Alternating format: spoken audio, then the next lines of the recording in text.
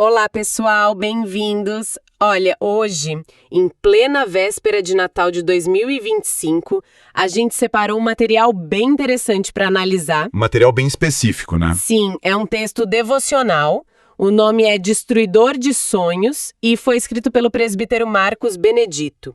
E a nossa ideia aqui é mergulhar na estrutura do argumento que ele constrói, sabe? Exato. Ele apresenta essa figura de um adversário espiritual, detalha o que seriam as táticas dele e, no final, conecta tudo isso a uma mensagem de esperança que, bom, tem tudo a ver com a data de hoje. E o que me chamou a atenção logo de cara foi a estratégia narrativa do autor. É muito eficaz para o público dele. Como assim? Ele segue um caminho de 3 etapas bem claras. Primeiro, ele estabelece uma premissa teológica geral. Quem é esse adversário e como ele opera. Certo. Depois, ele pega essa teoria e aplica a um caso concreto, bem pessoal, a interrupção de um ministério de louvor chamado Atalaias de Jesus. E o terceiro passo? Por último, ele resolve a tensão dessa história, que é uma história de perda, com a esperança do Natal. É um arco completo, sabe? Ele vai do universal para o particular e volta para o universal. Entendi. Então, a gente vai tentar desvendar como ele costura esses pontos para falar sobre propósito e resiliência na fé. Exatamente. Ótimo. Vamos começar então por esse primeiro ponto? O que me chamou a atenção de cara é a descrição desse adversário. Sim, o texto não pinta ele como um monstro de força bruta, né? É algo mais sutil. Diz que a principal habilidade dele é a capacidade de planejar, observar, esperar e agir com astúcia. Quase um estrategista. Um mestre de xadrez, como você disse antes. Exato. E o que essa caracterização nos diz sobre o tipo de batalha que o autor acredita que está sendo travada? Essa, para mim, é a chave de tudo. Ao focar na astúcia e não na força, o autor define o conflito como uma guerra de guerrilha, de influência, de engano, e não uma guerra de poder direto contra Deus, o que seria teologicamente problemático. Faz sentido. E a motivação que o texto atribui a ele também é crucial. Sabendo que o destino dele é a condenação, o lago de fogo, o objetivo se torna pragmático: desviar o maior número possível de pessoas dos caminhos do Senhor. Uma espécie de campanha de terra arrasada. Exato. Se ele não pode vencer a guerra, ele tenta causar o máximo de baixas que puder. Uma campanha de spoiler cósmico, basicamente. E o texto diz que essa campanha é constante, né? Ininterrupta. E as armas não são coisas grandiosas. Não. As circunstâncias e, o mais forte, pessoas. Ele usa pessoas para manipular, mentir, destruir projetos. E o autor fundamenta isso em João 10:10, que diz que o ladrão não vem senão a roubar, matar e destruir. O que cria essa sensação de que a ameaça pode vir de qualquer lugar, né? Torna o campo de batalha muito mais íntimo, muito mais psicológico. Sim, internalizar a ameaça. Isso. Não é um inimigo que está lá fora, distante. Segundo essa visão, ele pode operar através de um colega, de uma decisão administrativa, uma palavra mal colocada. E essa premissa de um estrategista paciente e astuto é o que permite ao autor Conectar eventos que parecem mundanos, como o fim de um ministério, a uma batalha espiritual em grande escala. Sem essa premissa, a história que ele vai contar seria só um conflito de igreja. Com ela, vira um episódio numa guerra cósmica. certo. E para essa ideia não ficar só na teoria, o autor nos joga no meio de uma história muito pessoal e, pelo jeito, bem dolorosa. Sim, ele nos leva para dentro do ministério de louvor e adoração Atalaias de Jesus. Que ele descreve com muito carinho, né? Fala em varões valorosos, comprometidos, sedentos por servir ao Senhor. Ele pinta um quadro de um projeto que estava dando muito certo, E aqui vem a virada da narrativa, que é teologicamente fascinante. que é, Em vez de dizer que a interrupção foi por falhas humanas, problemas de gestão, sim, ele enquadra como uma reação externa e espiritual ao sucesso que estava por vir. Ele diz que o que ativou o adversário foi, e eu vou citar, a perspectiva de crescimento, de expansão, de amadurecimento. uau! A conclusão dele é direta. O grupo desagradou ao inferno. É uma forma poderosa de ressignificar uma experiência que de fora poderia ser vista só como um fracasso. Mas isso também não levanta uma questão? Qual? Quero dizer, essa moldura, por mais que seja confortadora, não corre o risco de ofuscar problemas reais, mais humanos, que talvez precisassem ser discutidos, conflitos de ego, problemas de liderança. Sem dúvida. E essa é a complexidade de qualquer interpretação teológica da realidade. Mas pro autor, essa moldura não ofusca.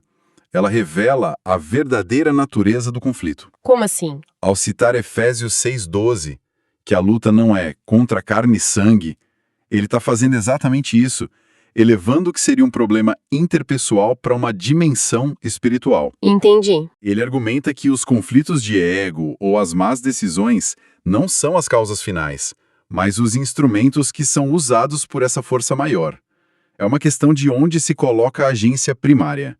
E para ele, a agência primária é espiritual. A dimensão humana não é negada, então, mas é vista como um sintoma de algo maior. Isso. E o texto detalha como essa estratégia teria se manifestado, e o ponto mais doloroso parece ser quem foi usado.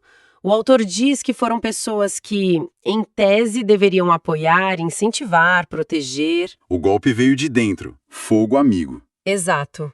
O que, na narrativa, só intensifica a ideia de astúcia, de engano. Um ataque frontal é uma coisa.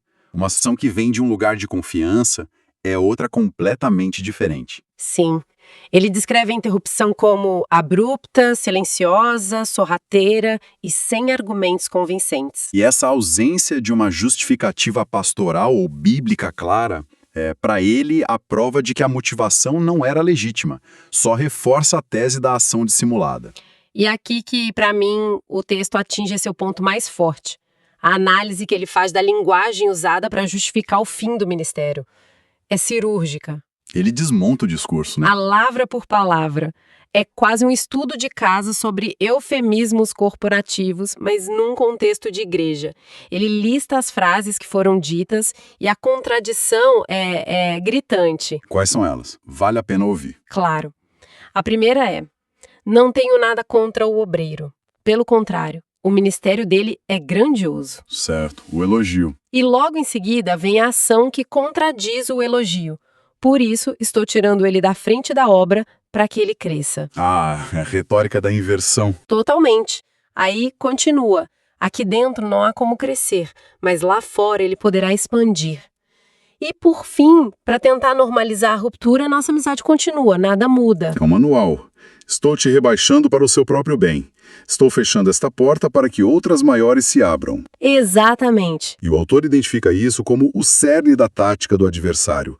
Não é a mentira descarada, mas a meia-verdade, a lógica distorcida, que soa plausível, talvez até espiritual, mas que serve a um propósito destrutivo. E para dar um nome a essa tática, ele faz a conexão com a narrativa do Jardim do Éden, né? Sim, ele vai direto lá. Ele vai em Gênesis e descreve essa linguagem como análoga à da serpente, astuta, manipuladora, mentirosa, oferecendo crescimento enquanto conduzia à perda.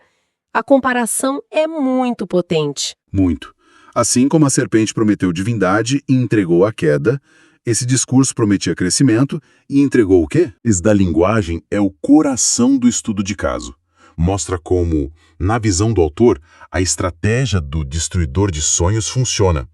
É um ataque que se disfarça de boa intenção. E ao colocar essa experiência pessoal dentro do arquétipo bíblico, ele a universaliza, né? Totalmente. Deixa de ser a história do fim de uma banda de igreja e passa a ser mais um capítulo na longa história do conflito entre a verdade e o engano. Ok, então o cenário que ele pintou é este. Um projeto promissor foi destruído por uma conspiração espiritual que usou manipulação e palavras doces. Parece um beco sem saída, o fim da linha. A dor é real. A perda é concreta. Mas é aí que o autor vira o jogo completamente, usando a data em que escreveu o texto.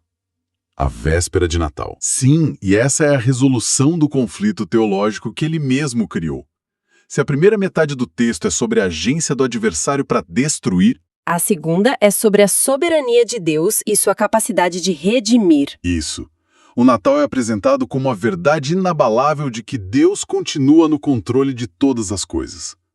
A data não é um detalhe, é o pilar que sustenta toda a esperança do texto. E por que o Natal tem esse poder todo no argumento dele? Porque dentro da teologia cristã, o Natal é o ato de intervenção mais radical de Deus na história.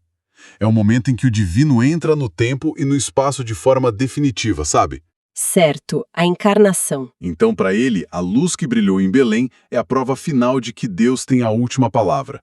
Não importa o quão bem-sucedidas pareçam as estratégias do adversário. A citação que ele usa de João, a luz resplandece nas trevas e as trevas não prevaleceram contra ela, resume tudo. As trevas, nesse caso, seriam a interrupção, a dor, a confusão. Exato. E o Natal é a luz que garante que essa escuridão não é permanente. Então, ele oferece um mecanismo de reinterpretação. Ele não nega a dor da perda, De forma alguma. mas ele a reenquadra. Diz que essa vitória das trevas foi só momentânea, um capítulo, e não o fim da história. Porque a luz do Natal já decretou o resultado final. Exatamente. O Natal passa a funcionar como uma evidência teológica central de que o plano de Deus prevalece. É uma solução extremamente poderosa para quem lê a partir dessa perspectiva de fé, porque pega uma experiência de impotência e a insere numa narrativa de vitória garantida. E essa resolução final se desdobra em uma série de declarações de esperança que são quase como mantras de resiliência. São frases muito bem construídas. Sim, a estrutura paralela delas é muito eficaz. Ele diz: obras podem ser interrompidas por homens, mas propósitos não são cancelados por Deus. Ministérios podem ser silenciados por decisões humanas, mas chamados continuam vivos. E a última: sonhos podem ser adiados, mas promessas não são anuladas. Essa repetição do podem, mas não, cria um ritmo de afirmação muito forte. É uma ferramenta retórica que serve para distinguir o que é humano e transitório do que é divino e permanente.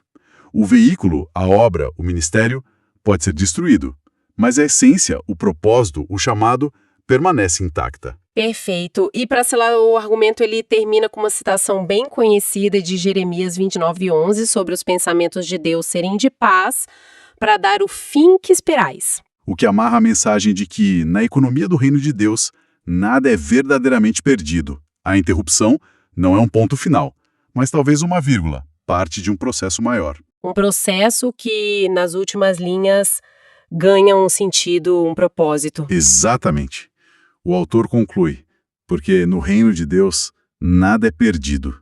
Tudo coopera, tudo ensina, tudo prepara. Essa é a conclusão funcional, o para levar para casa do texto. Oferece uma maneira de metabolizar a dor, então? Sim, de transformar a decepção, não varrendo para debaixo do tapete, mas transformando em matéria-prima para o futuro. A frustração se torna a preparação. Então, no fim das contas, o texto nos leva por uma jornada completa. Começa com a ideia de um inimigo invisível e astuto, nos faz sentir a dor muito real de um projeto interrompido e quando parece que a história vai terminar em amargura. Ele usa o Natal como um holofote para redefinir tudo. Exato. Não é uma negação da dor, mas uma recontextualização dela dentro de uma história muito maior. E o grande valor do texto para o seu leitor está aí. Ele oferece um andaime teológico para processar a decepção. Ele não diz isso não doeu ou isso não foi injusto. Pelo contrário, ele valida esses sentimentos, dá a eles um nome e uma causa cósmica, mas os coloca num contexto mais amplo de soberania divina. Isso. A ideia central é que mesmo as experiências que parecem derrotas podem ser, na verdade, parte de um plano, onde, como ele diz, tudo ensina, tudo prepara. A dificuldade não é o fim da história, é parte do treinamento. O que nos deixa com uma reflexão final, que vai até além do texto.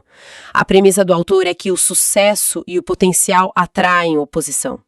Se a gente pegar essa ideia e atirar por um momento do contexto puramente espiritual, ela levanta uma questão interessante. Como a nossa percepção de um obstáculo muda quando ele é visto não como um sinal para parar, mas como uma confirmação de que estamos no caminho certo, de que aquilo que estamos fazendo tem valor. O que essa perspectiva implicaria sobre como a gente enfrenta desafios em qualquer projeto, seja ele qual for.